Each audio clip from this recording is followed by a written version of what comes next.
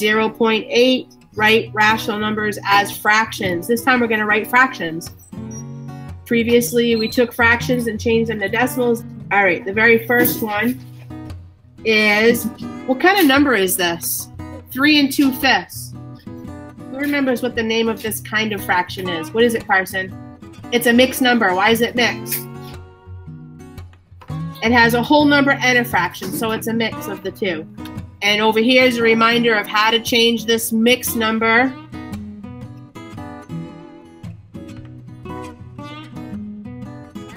the directions are over to the right-hand side of how to change a mixed number into an improper fraction.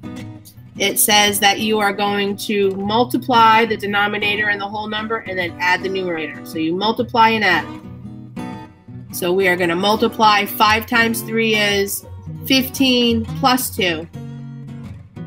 17, and then we keep the same denominator. 17 over 5 is how you're going to keep it. That is a fraction. This is a mixed number. This is an improper fraction. And it's okay to have improper fractions in high school, in algebra. We don't expect you to change them back unless the directions say it, and they hardly ever say it. Okay, so don't feel uncomfortable with improper fractions. They're fine as long as they're reduced, which we will talk about at another time. Okay, -7. How the heck do I make -7 a fraction? How can I make, if it was just 7? What do you got? 7. Exactly. I can take any number and put it over 1, and it would be a fraction. Let's talk about your number system. What's the first place called? What is this place called in the whole numbers? Who remembers the first place? What do you got, Lorelei? Exactly. So this is the ones place, tens place, hundreds place. We don't really need this part for today with decimals, but we're just going to look at it. What's the next period called? 1, tens, hundreds, and then what's it changed to? What's the whole next section about? Thousandths. So the first place always names the period, thousandths, and then 10,000s, 100,000s,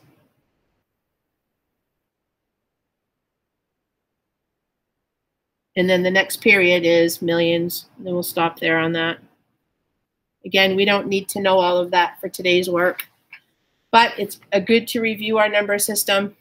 Okay, the next place where all your decimals and fractions are found would be on the right-hand side of the decimal. What's the first place on this side called? What do you think? Very good. There is no ones place. And it ends with a THS, tenths. It's a part of something. Tenths, and then the pattern continues the same. Hundredths.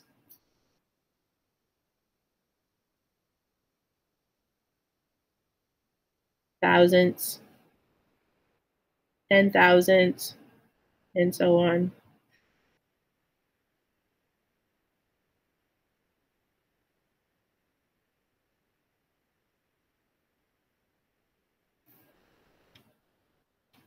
On example 3, how do I say this number? How do I say it correctly? 3. 14 hundredths, tenths, hundredths. So you write it just like that, 14 hundredths. Is it okay to leave this number like this? What's wrong with it, James? They're both even. So what can I divide by if they're both even? I can divide them both by 2 to reduce it down. 14 divided by 2 is 7. 100 divided by 2, we're just cutting them in half. And now I see 7 is prime. I only have 1 times 7 is 7, and that has nothing in common with 50. So we are done on this one. What about if I had a number like this? Write this example down.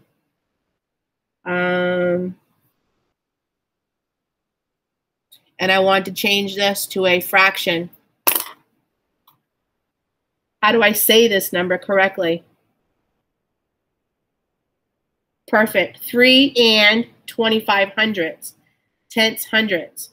So 3 stays because it's a whole number. 3 and 25 hundredths.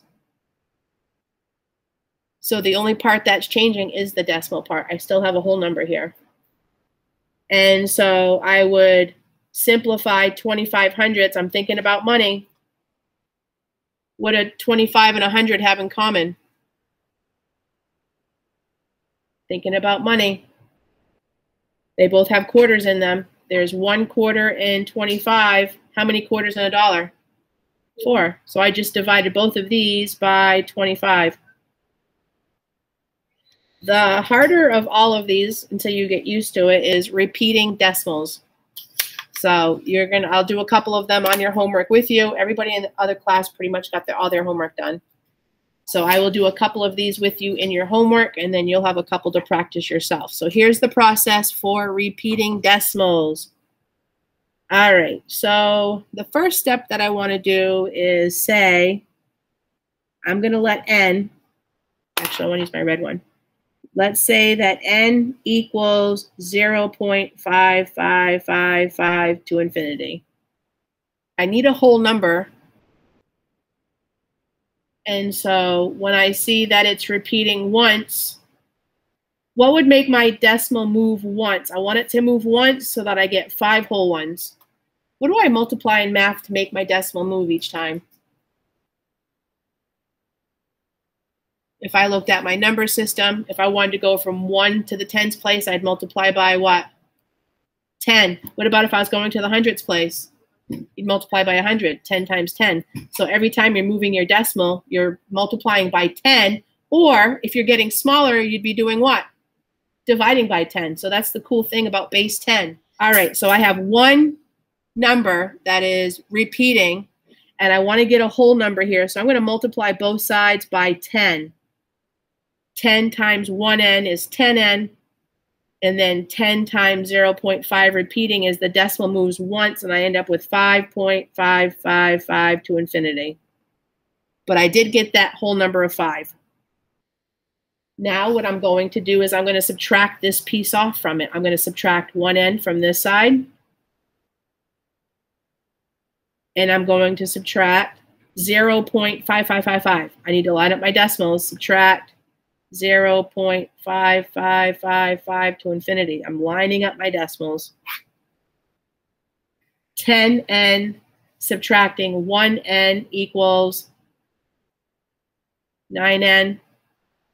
And then on the right-hand side, I would see 5 minus 5 is 0, 0. 5 minus 5 is 0. 5 minus 5 is 0. All of the repeating part is going to 0 because when you're subtracting them. So really, the only thing I have left is 5 whole ones minus 0, and I get 5.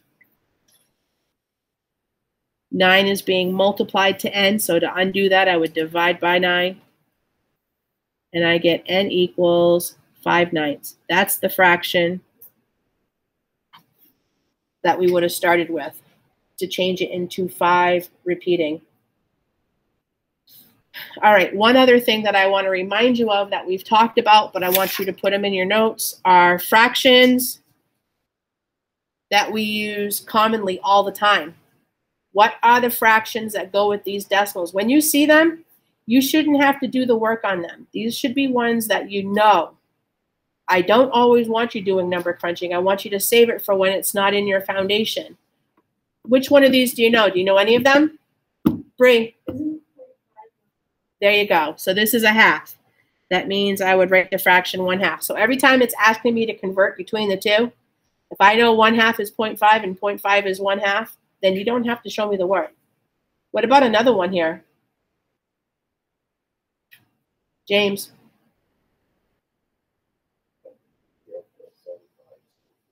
Exactly. It's 3/4 of a dollar.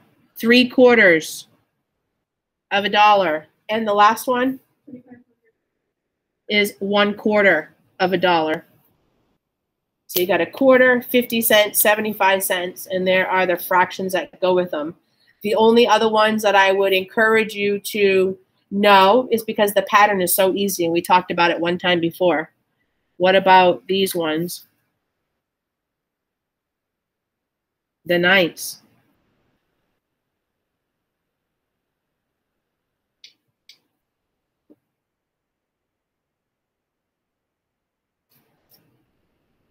All the way up to 9/9. These should be ones that once you see the pattern and you work with them, you'll be like, hey, I know that one. I don't have to do the work for this. I know that it has this pattern to it. Think about all the algebra we just did for this one. That's a lot of algebra to do for 0.5 repeating. That is the one that we just did in your notes. Who remembers what 1/9 will be? 0.111111. 2/9 is 0.222222. So these are your repeating ones because they're dividing by 9. 0.4 repeating, 0.5 repeating, 0.6 repeating, and so on. All right, let's look at your homework. And I'm going to do a couple of the repeating ones with you. Let's do number 6 together. So I'm just going to go on the bottom and say this is where number 6 is. 0.49 repeating. So our notes tell us to define, we're going to say n equals that repeating part, 0.4949 to infinity. We're going to let n equal the repeating part. This time I have 2 numbers repeating, 49. What do I need to multiply by to get a whole number of 49? What am I going to multiply by this time? Emily, what do you think I'm going to multiply by this time to get a 49? What would make the decimal move twice if I multiply by? Very good. I'm going to multiply by 100 to both sides. 100 times n is 100n. And then 100 times this repeating part, it makes that decimal move twice. So I get 49.4949 to infinity. I got my whole number of 49. Now I'm going to subtract off what n is. So I subtract off a 1n from here, and I subtract off an n that's 0.49. So 0.4949. I'm subtracting off n from both sides. 100n minus, don't forget that if you don't see a number, there is understood to be a 1 in front of it. 100n minus 1n is 99n. And then on this side, the 9s are going to cancel, the 4s cancel, and the 9s cancel, the 4s cancel. So all of that repeating part is gone. And what I have is 49 minus 0, which is 49.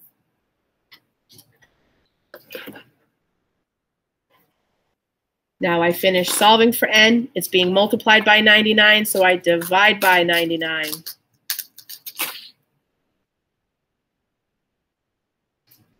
(99) is prime. I know that it doesn't have anything in common with 49. 49 only has 7s, 49 and 1. So our answer is 49 over 99. Let's do one more together, and then you guys have the easier part of this homework assignment. Number 9, we have 0.68 repeating. Do the same thing again, and we say that n equals the repeating part. N equals 0.6868 to infinity. Harley, I need a whole number. I'd like to see 68. That's what's repeating. So what am I going to multiply by?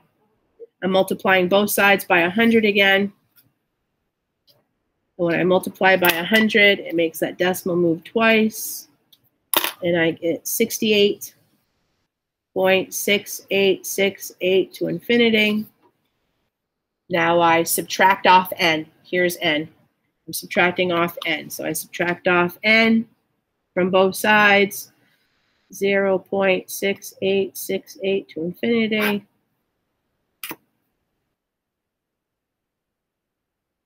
100n minus 1n is 99n.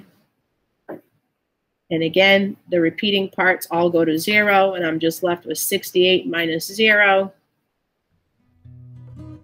And then finish by undoing the multiplication, undo it with division. Okay, keep going. You should get most of this done in class.